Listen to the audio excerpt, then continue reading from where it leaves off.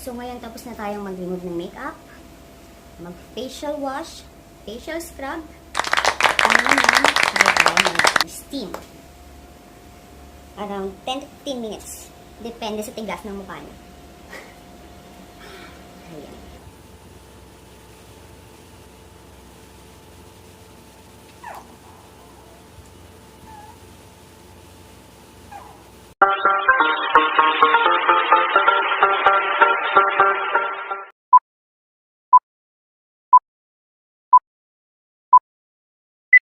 This vlog, I would like to share my facial treatment at home na ginagawa ko dahil hindi na nga ako nakakalabas. Ayan, lahat ng mga dumi sa mukha ko hindi na nalilinis ng maayos ng kagaya dati pag nakakalabas tayo pag pumupunta tayo sa mga facial treatment centers. Pero itong gagawin ko, ako lang may ano nito, hindi po ako professional. And yung mga ginagamit ko ay mga choices ko lang. Ang programang ito ay rated SPG. Striktong patnubay at gabay ng magulang ang kailangan. Maaaring may masiselang tema, lengguwahe, karahasan, sexual, horror o droga na hindi angkop sa mga bata. So ngayon, dahil may makeup ako, palagi ang ginagawa ko lang pag mag-aalis ako ng makeup, gamit ako ng coconut oil. Yan. So, yan.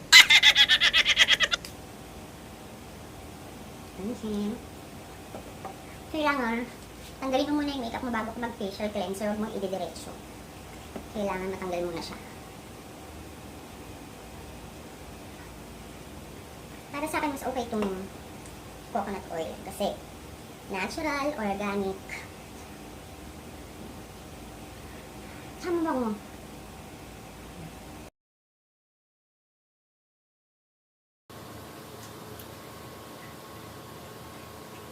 Ayan, tanggal yan sa coconut oil.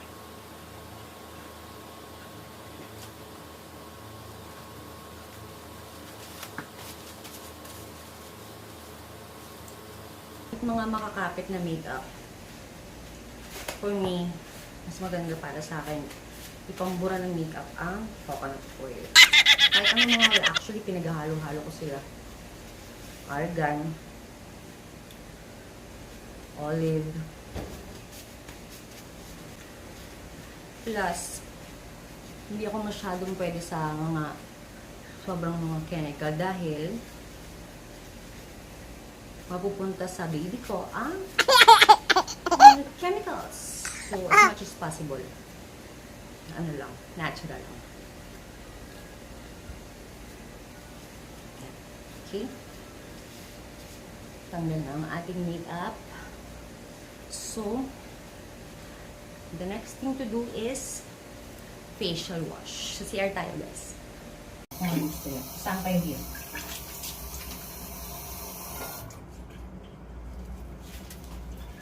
Para talagang malinis ang mukha. Ako usually ginagawa ko lang to once or twice a week. Kasi matrabaho siya. Yes. With apricot. So, nakakatanggal siya. Ang exfoliation po ay nakakatanggal ng dead skin.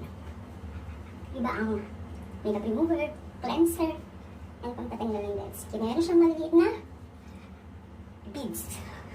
Minsan sinasamahan ko ito ng kape. Yung mga nainom ko ng kape is either gagawin ko siyang body scrub, facial scrub, or gagawin ko siyang ibang product like soap. Mararamdaman mo gagaan talaga yung pakiramdam mo pag ginagawa mo to. Lalo na sa mga sensitive yung skin, pag hindi araw-araw na talagang naglilinis, magpipil. Doon naman tayo sa my table. Let's go! And before anything else, I would like to thank my subscribers, lahat mga nanonood dito sa channel ko. And sa mga hindi pa nagsisubscribe, please like my videos, click subscribe, and hit the bell button para maging updated kayo sa mga i-upload ko pang video sa mga susunod pang time. Salamat! And then, let's go! What's the next? Ayan, tapos na tayong mag-remove ng makeup, mag-facial wash, facial scrub. Ngayon naman, tayo ay mag-steam. Ito ang aking ginagamit, ang steam. Ayan, tingnan naman guys. Yan. Para siyang nebulizer. Pero hindi ganun, mainit. Yung mga malalaking machine na nasa mga facialan, yan, maliit siya yan. Pambahay siya. DIY talaga siya. And at the same time, bago ako mag-steam, maglalagay ako ng moisturizer. Kung anong gamot ang gusto kong pumasok sa aking skin, yun ang nilalagay ko. It's either cream or serum. Yan. And then, maluluto siya dyan. Lulutuin siya ng steam. So, papasok siya lahat. Habang bumubo pa ang aking pores.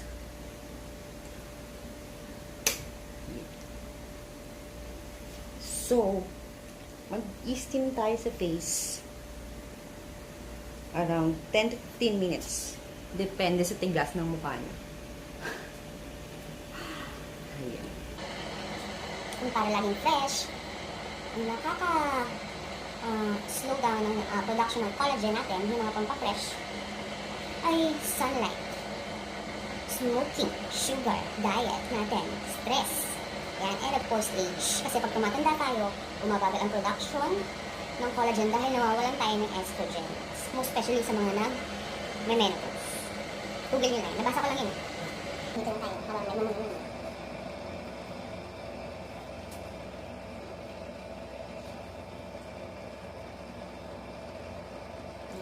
Ito nyo na ba yung steam? Sobrang init. Sobrang init talaga. Ayan. Kita nyo guys, yung steam. Ouch. Kasi mainit talaga kasi pinatay ko lang yung electric fan. Para hindi mahawi yung steam. Dito ka lagi nagkaka-whiteheads. So, dito. Diyan.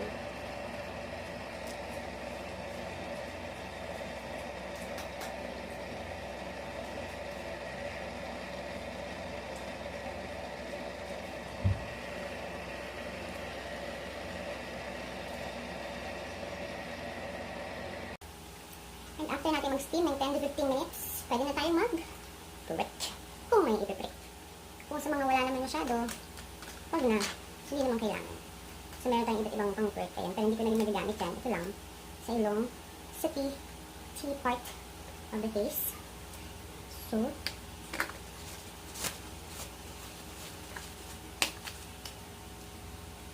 dito. Sa ilong. Ayan. Ang dami dito ko Lord. Nakadiri. Pakita ko sa inyo guys. Ayan. Saan ba? Ayan, kita niyo ba? Ayan, konti pa lang yan.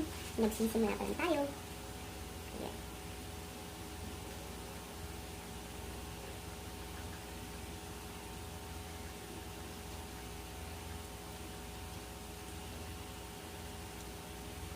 Ngayon nag-lockdown, lagi akong may pimple. Siguro lagi akong nakahinga kasi. Lahat ng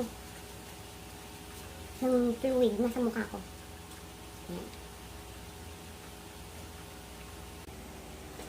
At syempre, pagkatapos po natin mag-steam and bake, syempre hot yan. Pampamukha ng pores. Ang ginagawa ko naman after ay magmamasa ko ng malamig. Nilagay ko to sa ref.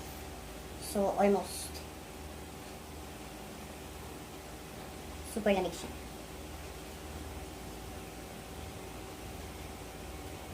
Serum.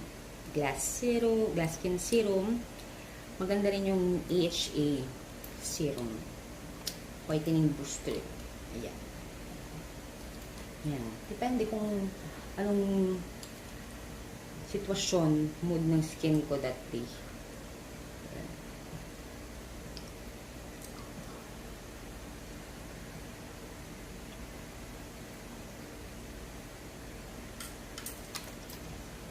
Lalagyan ko ng mga ganito dahil ang susunod ko naman gagawin ay ang dami, diba? Siyempre, once or twice a week na nga lang. Meron din akong high frequency wand. Ko lang kung ano to. Pero yung favorite ko to, yung amoy kuryente. Yung iba naman, after ng clay mask nila, maglalagay sila ng gasa. May nak sa ganito. After ko mag-serum, and ilagay natin ang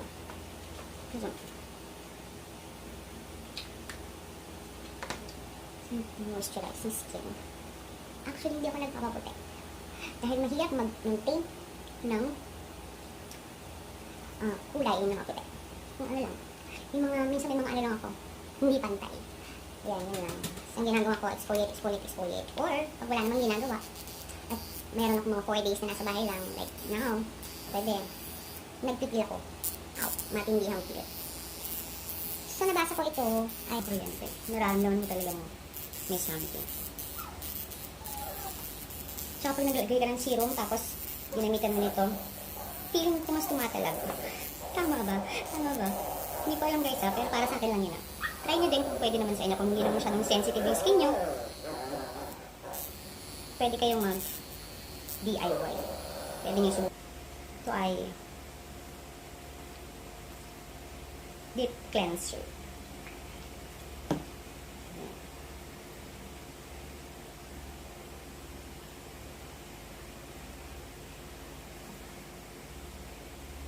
Ngayon, after this, kung nasa bahay lang naman kayo, pwede kayo mag-apply ng cream or serum, kung gusto nyo.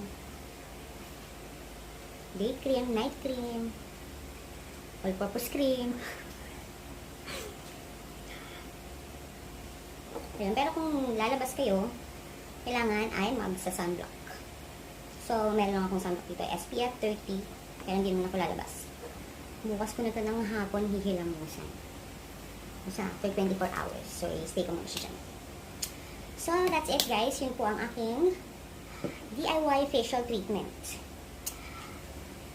Sa mga hindi pa po nagsusubscribe sa aking channel, please click like, subscribe, and click the bell button para po updated kayo sa mga videos na i-upload ko pa. Thank you!